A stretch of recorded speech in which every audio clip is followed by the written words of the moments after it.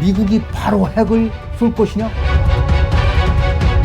나도 이 판사판이다. 한반도는 완전히 폐허가 된다. 절대 남한을 지향한 것은 아니다. 잘못된 기대, 거꾸로 역전된 것이다. 반드시 할 것이다. 고민해야 된다.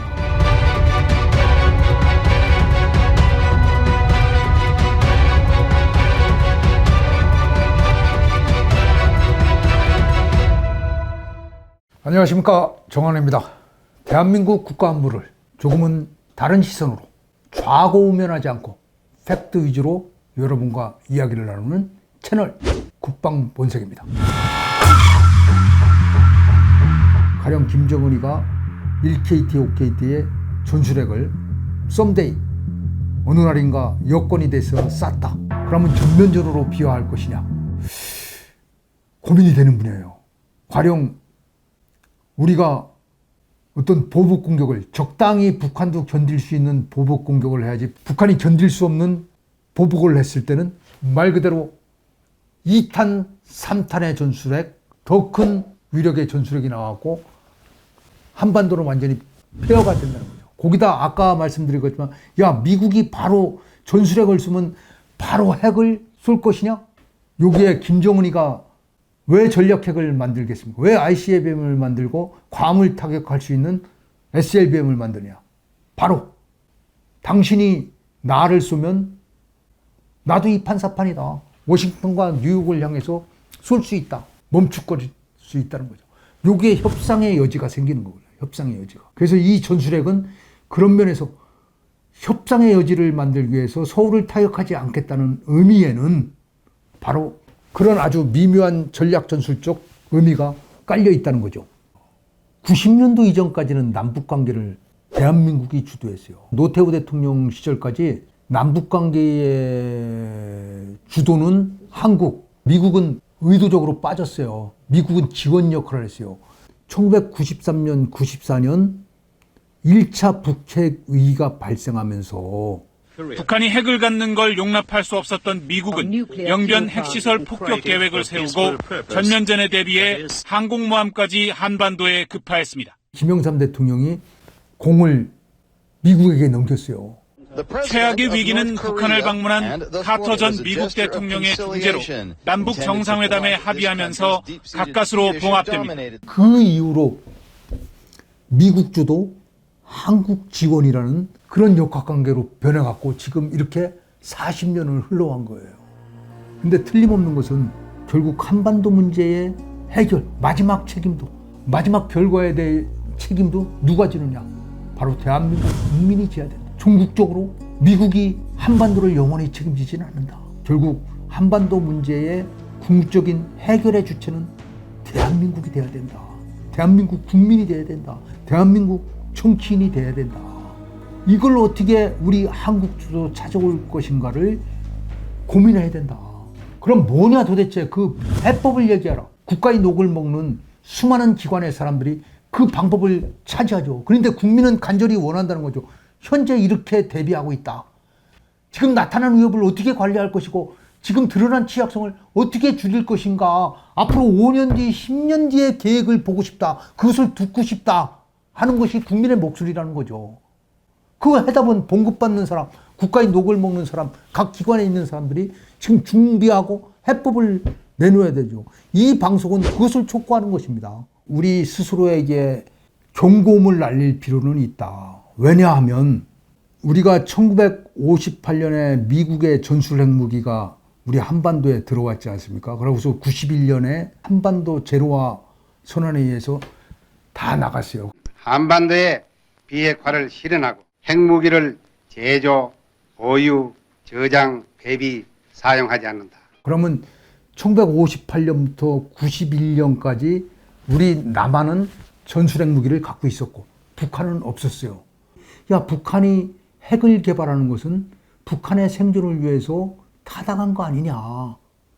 이런 주장을 하는 사람들이 많이 있었어요. 또, 야, 북한의 핵무기 개발 이유는 우리 민족을 공격하기 위한 게 아니고 일본과 미국을 공격하기 위한 거 아니냐.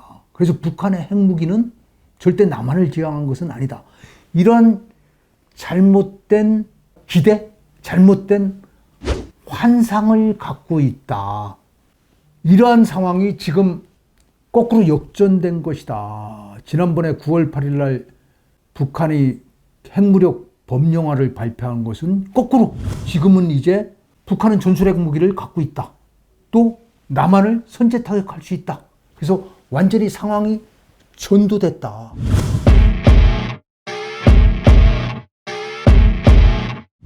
북한은 정말 핵무기를 쏠 수 있을까?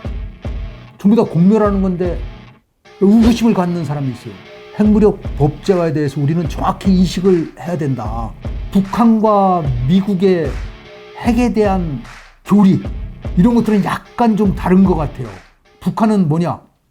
당과 인민에게 핵의 교리는 핵은 이렇게 사용할 것이다 하는 것들을 다 공유를 하면서 발표를 해요. 이번에도 실제 최고인민회에서 전부 다 발표를 했지 않습니까?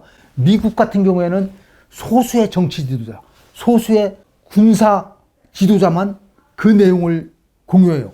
결론적으로는 뭐냐 하면 북한 김정은이가 한 130만, 150만 정도 되겠죠. 노동당 당원이. 이 노동당 당원과 2600만 북한 인민들에게 아예 공개적으로 나는 남한을 쏠 수 있다. 나는 전술핵을 사용할 수 있다. 나는 핵무기를 사용할 수 있다. 하는 것들을 공표했다는 거죠. 과연 북한은 전술핵 무기를 갖고 있을까? 그런 기술은 되는 거야? 뭐 이런 또 질문을 하시는 분들도 있어요. 전술핵 무기가 두 가지 조건만 갖고 있으면 되거든요. 하나는 핵탄두를 소형화할 수 있는 기술. 그 다음에 이 탄두를 끼워서 날릴 수 있는, 우리는 전문 용어로 이제 투발수단이라고 한다 이겁니다. 이 투발수단은 뭐 다종의 미사일을 그동안 뭐 수십 번씩 지금도 매일 쏘고 이 투발수단은 갖고 있다는 거죠. 그러면 핵탄두 소형화가 과연 북한은 완료를 했는가? 저는 됐다고 봐요. 핵탄두 소형화가. 이걸 보면 뭐 제 말은 잘 안 믿을 수도 있으니까 벌써 2016년에 데이비드 울브라이트 미국 과학국제안보연구소 소장이 북한의 핵 소형화에 대해서 명확하게 얘기했어요.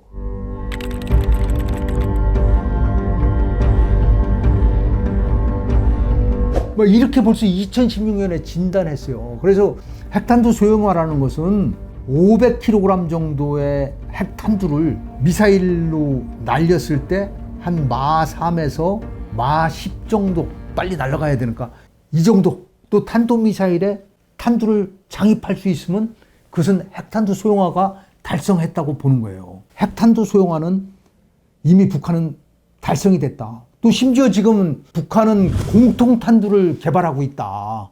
즉 직경 80cm, 또 무게 500kg짜리를 공통적으로, 이 공통탄두라는 것은 미사일에 이쪽 A 미사일, 스커드, KN-23 그런 미사일에 공통적으로 장입할 수 있는 공통탄두를 지름 80cm짜리 500kg짜리 공통탄두를 개발한다는 평가까지 있지 않습니까? 그래서 핵탄두 소형화는 달성이 됐다.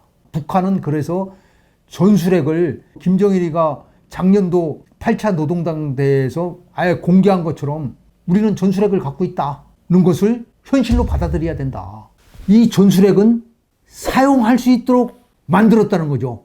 정확도를 높이고 폭발력을 낮추고 부수적인 낙진을 최소화하고 군사적인 효용성을 높이기 위해서 전술핵을 별도로 사용할 수 있도록 만들었다는 거죠. 북한은 과연 전술핵을 사용할 수 있을까? 다 공멸하는데, 그러나 제한된 가운데 사용할 수 있다. 그래서 푸틴이 사용할 수 있으니까 만지작거리는 거 아니겠습니까? 7차 핵실험이 필요합니까? 진짜 할까요? 말까요? 이런 질문을 이제는 할 수가 있어요. 이 7차 핵실험은 반드시 할 것이다. 7차 핵실험이 왜 필요하냐? 세 가지를 체크해야 돼요. 핵탄두 소형화를 체크해야 되고, 그 다음에 선형 내폭 유도라는 실험을 해야 돼요. 고밀도에서 핵물질이 반응하는 것을 평상시 쉽게 사용해서 일반 밀도에서도 사용할 수 있도록 선형 내폭 유도 실험 이런 것들이 꼭 필요합니다. 히로시마에 쏜 게 12KT, 나가사키에 20KT 정도 아닙니까? 지금 논의가 되고 있는 용산 상공의 전술핵 10KT가 터진다면 이걸 전제로 깔고 있지 않습니까?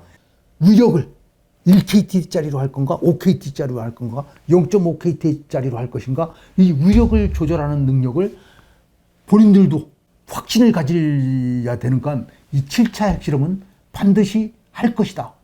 그 다음에 핵실험장도 이미 풍계리 3번경도도 다 준비됐다고 그러지 않습니까? 준비는 다 됐다. 마지막 공식적인 실험을 통해서 본인들도 확신을 얻으려 할 것이다. 그런데 이것은 정치 전략적 그런 노림수를 최대한 활용할 수 있는 옵션이기 때문에 그들이 가장 효과적이라고 판단하는 시기에 7차 핵실험을 할 것이다.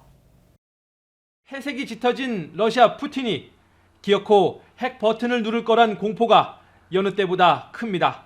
윌리엄 번스 미 중앙정보국장은 최근 인터뷰에서 시진핑이 타이완 침공을 지시했다고 말했습니다. 내년쯤 해갖고 조금 더 상황을 보면서 우크라이나 사태, 중국 관계 정리되는 과정을 보면서 그다음에 바이든 대통령, 그다음에 트럼프와 함께 댄스를 추고 싶다, 이런 기사들도 많이 봤는데 그런 것들을 위해서 고도의 정치 전략적 효과를 노릴 것이다. 이렇게 봅니다. 그래서 7차 핵실험은 꼭 필요하다, 할 것이다. 그러나 언제 할지는 사실은 조금 늦어질 수도 있다.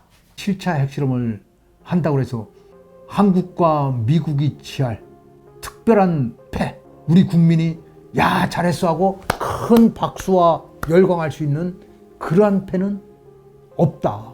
결국은 중장기적인 관점에서 5년, 10년 걸릴 얘기를 지금 이렇게 시작하겠다 하는 그 새로운 새로운 판을 펴나겠다는 그 목소리를, 그 계획을, 그 얘기를 국민에게 들려줘야 된다. 여러분, 전술핵, 새로운 위협, 또 다른 취약성이 증가되고 있습니다.